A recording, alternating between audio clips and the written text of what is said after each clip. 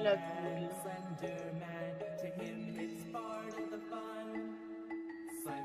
Bonjour, je poste aujourd'hui un message sur ce site car je suis en quête de réponse.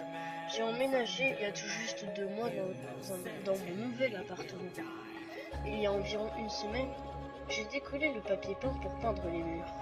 Et je me suis rendu compte qu'à un endroit, le papier peint dissimulait un trou dans lequel j'ai trouvé un carnet.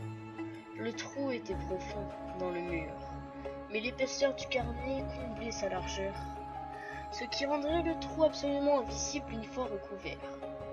Il n'y a aucun nom, ni aucune date dessus. Je n'en ai parlé au propriétaire parce qu'il est injoignable et je ne peux pas contacter les anciens locataires sans passer par lui. Si quelqu'un pouvait m'apporter un début de réponse quant à ce qu'il y a dans ce carnet, je lui en serais très reconnaissant. Voici la retranscription de ce qu'il s'y trouve. Aujourd'hui, je suis descendu à la cave pour la première fois depuis que j'habite ici, et je voulais y amener mon vieux meuble télé. Il n'est pas abîmé, mais quand j'ai trouvé un qui me plaît mieux, alors j'ai voulu le descendre, des fois que je puisse le revendre ou le donner à quelqu'un.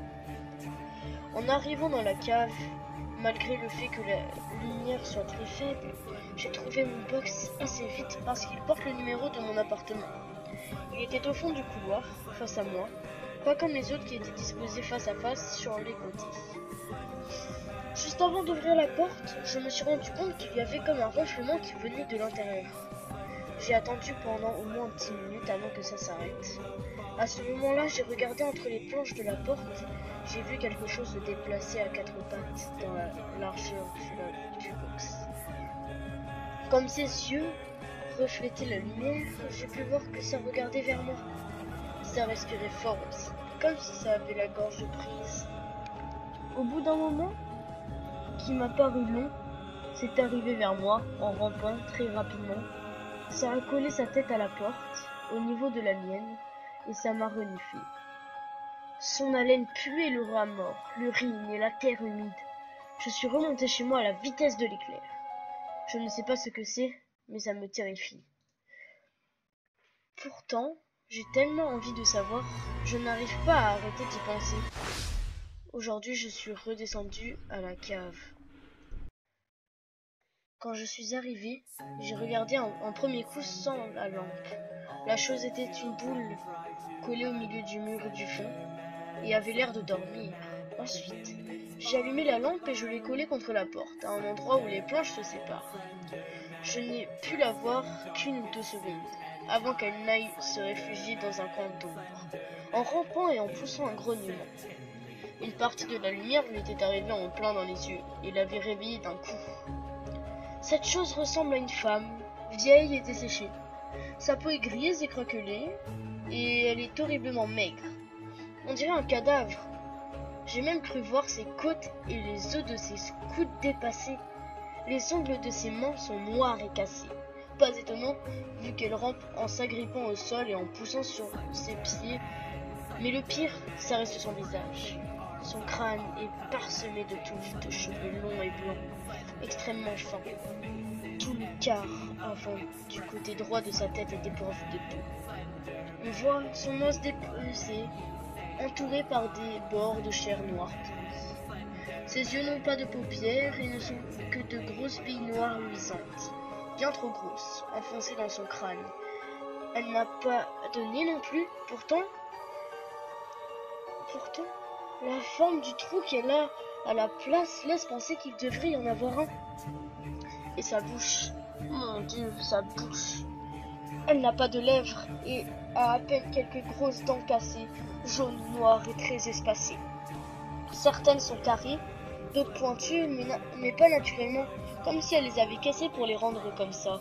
En plus, elles ne sont pas du tout alignées. Ses gencives sont rouges, sombres et enflées, comme couvertes de tumeurs. Et elle suinte d'un liquide à l'air poisseux, jaune, sombre vert, qui a l'air d'avoir fait comme une croûte à la base de ses dents. L'expression sur son visage est une expression de colère, comme un prédateur qui s'apprêtait à attaquer. Cette chose a l'air dangereuse. Je ne sais pas quoi faire. De toute manière, qui me croirait si j'en parle? Je n'arrête pas de penser à cette chose. Je retourne son image dans ma tête et je l'imagine vivant dans ce box, mangeant les insectes qui passent à sa portée et attrapant un rat de temps en temps. J'imagine ses dents entrant dans la chair du rongeur, la pression faisant éclater les tumeurs de ses gencives et laissant échapper le liquide jaune-vert dans un petit craquement. Puis je vois ses dents tirer les entrailles du petit animal de son ventre.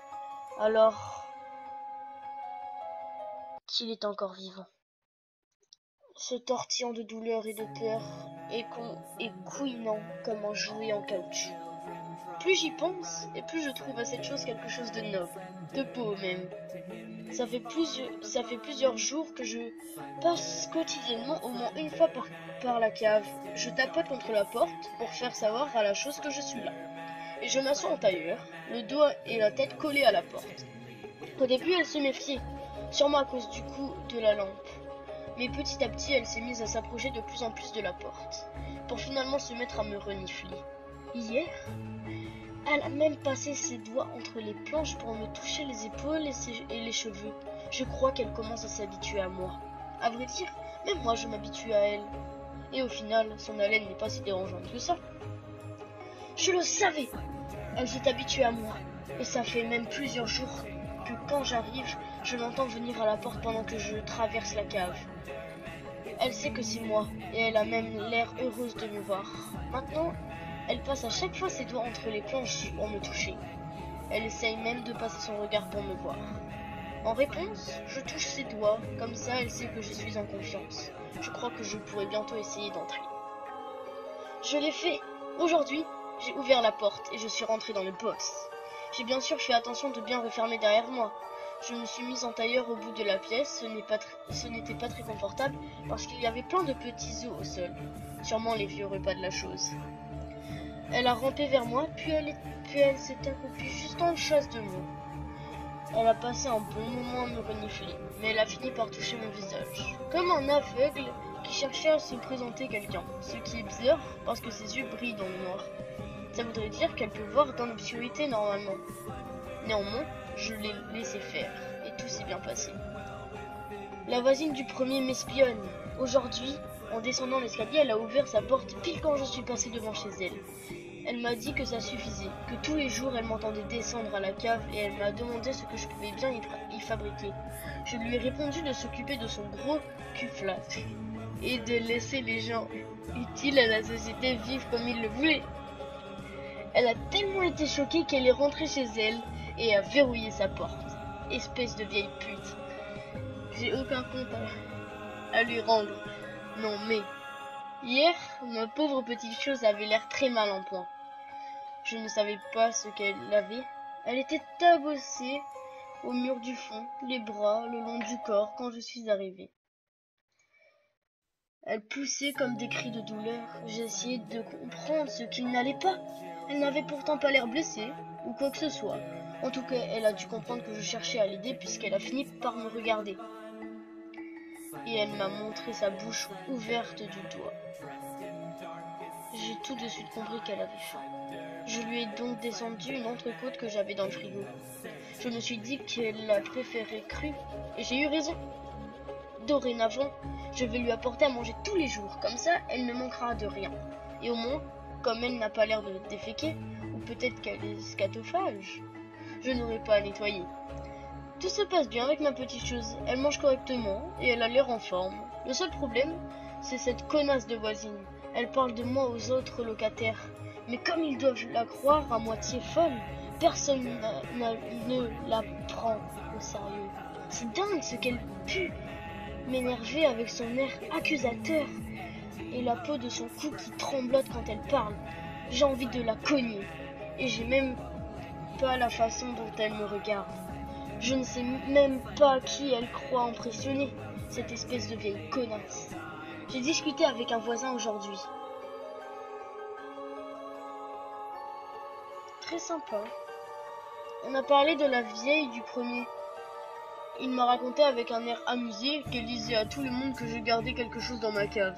Mais il m'a rassuré, m'expliquait que ce n'était qu'une vieille commère à moitié folle qui ne cherchait qu'à se rendre intéressante et que de toute façon personne ne l'écoutait vraiment.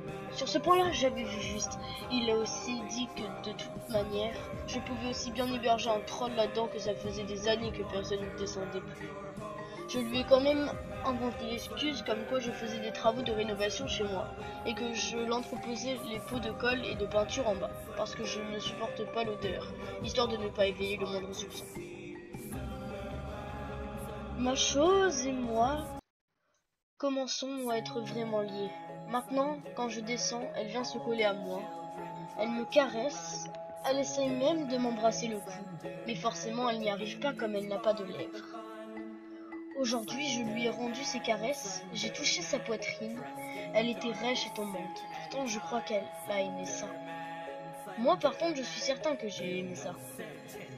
Elle mérite mieux que de la viande morte. Aujourd'hui, j'ai attrapé le chat de la vieille connasse du premier pendant qu'il était sur sa fenêtre et je lui ai apporté.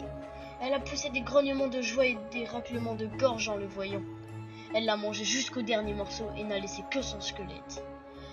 Quand elle a eu fini, elle m'a sauté dessus et m'a pris dans ses bras comme pour me remercier. Je crois qu'il est temps de faire passer notre relation à l'étape supérieure. Ça fait quelques jours que j'attrape des animaux dans la rue pour lui donner. Des chats errants, des chiens mal surveillés.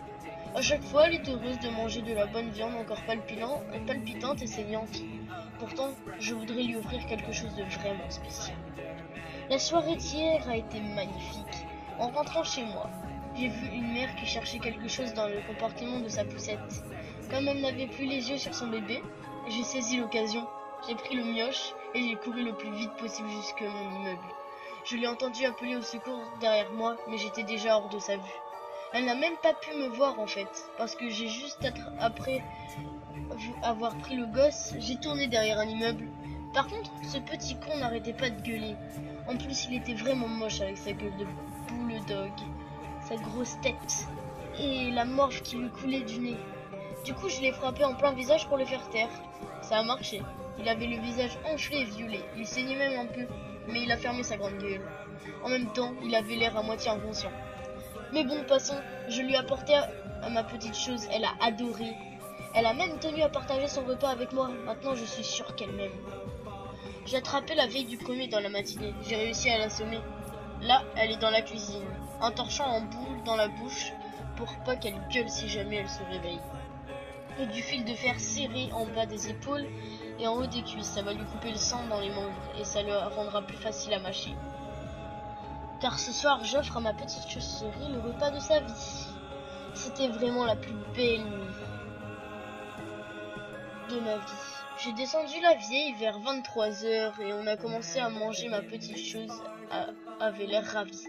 En plus, pendant qu'on attaquait les intestins, et juste après avoir eu fini les 2 bras et une jambe, la vieille est revenue à elle. En se voyant dans l'état où elle était, elle a essayé de crier et elle s'est mise à sangloter. Ça m'a bien fait rire et ça a plu à ma petite chose. Comme elle devenait agaçante, au bout d'un moment, on a décidé de lui ouvrir le crâne pour s'en partager le contenu. On se regardait droit dans les yeux en mangeant. Et finalement, arriva ce qui arriva. Je suis allongée sur le dos et j'ai baissé mon pantalon pour lui faire l'amour. J'avais mal en la pénétrant. Ça accrochait et ça me coupait. Pourtant, je n'avais pas arrêté. Même alors que c'était difficile. Elle tortillait ses membres en poussant des cris et des cognements inhumains. Sa tête se balançait de gauche à droite et sa langue, un grand morceau de chair noire, semblait bouger indépendamment en sortant de sa bouche.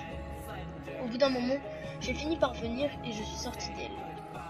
Elle est restée dos au sol, respirant d'un souffle sifflant et faisant de gros gargouilles avec sa gorge. C'était magique.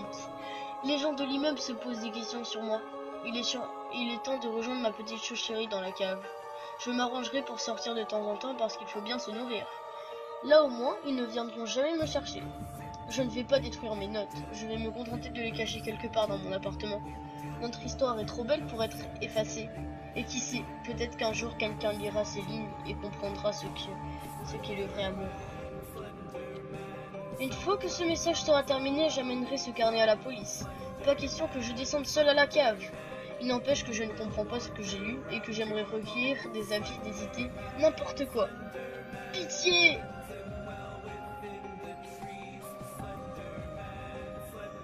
Si cette vidéo vous a plu, mettez un like et abonnez-vous. Et dites-moi si vous voulez une creepypasta.